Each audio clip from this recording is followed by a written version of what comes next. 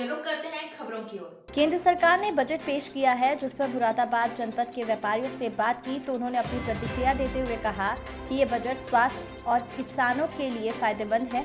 लेकिन मुरादाबाद जो पूरी दुनिया में पीतल नगरी के नाम से जानी जाती है, मुरादाबाद के पीतल व्यापार को भी इस बजट से फायदा पहुँचना चाहिए था। लेकिन सरकार ने बजट में पीतल व्यापारियों के लिए कुछ नहीं किया, जिससे पीतल व्यापारियों के चेहरे पर मायूसी है।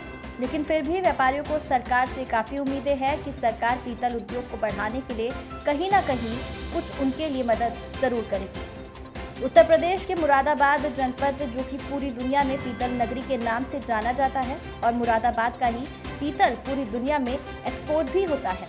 मुरादाबाद के पीतल व्यापारियों को बजट से काफी सारी उम्मीदें थी और व्यापारियों का मानना था कि सरकार पीतल उद्योग को बढ़ाने के लिए बजट में एक अहम हिस्सा देगी। लेकिन केंद्र सरकार के बजट में मुरादाबाद के पीतल के लिए कोई भी मदद मुहैया नहीं कराई गई, जिससे पीतल व्यापारियों के चेहरे पर मायूसी तो है। लेकिन फिर भी पीतल व्यापारियों का कहना है कि सरकार को पीतल का उद्योग बढ़ाने के लिए मदद करनी चाहिए, क्योंकि मुरादाबाद के पीतल की मांग विदेशों में बहुत ज्यादा है। सरकार को इस और आगे आकर पीतल व्यापारियों की मदद करनी चाहिए। तो ये 12% टैक्स जो है ये बहुत ज़्यादा है।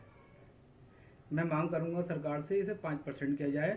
जो हमारे पूजा आर्टिकल्स की चीज़ें हैं वो छोटे से छोटे लोग भी यूज़ करते हैं और बड़े से बड़े लोग भी यूज़ करते हैं।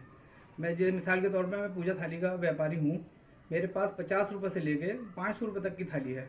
मैं सभी का ख्याल रखता हूँ, छोटे से छोटा बड़े से बड़ा अपनी आस्था से पूजा कर सकता है। लेकिन जो है बजट में जो है ब्रास के लिए कोई ख़ास छूट नहीं दी गई और मैं सरकार से ये अपील करूंगा जो अपनी योजनाएं हैं उसमें हम व्यापारियों का ख्याल रखा जाए। ये ऐसा है, कोरोना काल में जो व्यापारी है पूरी तरीके से टूट चुका है। जो हमारा व्यापार पहले जितनी तेज़ी से चल रहा था और अब वो बात नहीं है, अब बहुत धीमी गति से चल रहा है। और मैं सरकार से यही अपील करूँगा कि छोटे से छोटे और बड़े से बड़े व्यापारियों पर ध्यान दे। हमारा रॉ मटेरियल बहुत बढ़ चुका है, इस पर लगाम लगाई जाए। ब्रास आज 120 रुपये किलो ब्रास का सर्किल जो है तेज़ है और जो है ब्रास का जो कच्चा माल है वो भी 50 रुपये किलो से लगभग 70 रुपये किलो तक तेज़ है। इस पर लगाम लगाई जाए और आने वाले टाइम में इसकी जो टैक्स दरें हैं वो घटाई जाएं, जिससे कि हम अपना व्यापार आगे बढ़ा सकें। बजट आम आदमी का बजट है। भारत की आत्मा गांव में निवास करती है और किसानों के लिए 40,000 करोड़ रुपए का आवंटन, 5,000 करोड़ रुपए का आवंटन सिंचाई के लिए, मजदूरों के लिए ई पोर्टल, ESI की व्यवस्था पहली बार किसी सरकार ने की है। सरकार का नज़रिया बिल्कुल स्पष्ट है कि वो आम आदमी के लिए, गांव के लिए समर्पित है और जो विजन सरकार का है वो बहुत बहुत सराहनीय है। इस बजट में व्यापारियों के लिए भी लोहे से लेकर के सोना तक सभी चीजें सस्ती हुई हैं और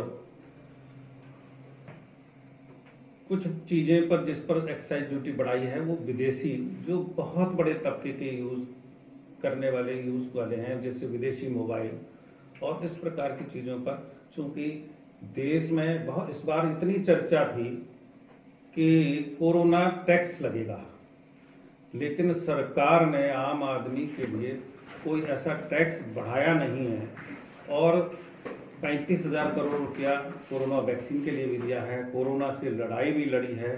9 महीने जिस प्रकार से हालात रहे उस सबको कंट्रोल भी किया है और बिना कुछ टैक्स बढ़ाए हुए ये उपलब्धि वास्तव में व्यापारी, गरीब, मजदूर, किसान हर एक के लिए एक बहुत बड़ी उपलब्धि है।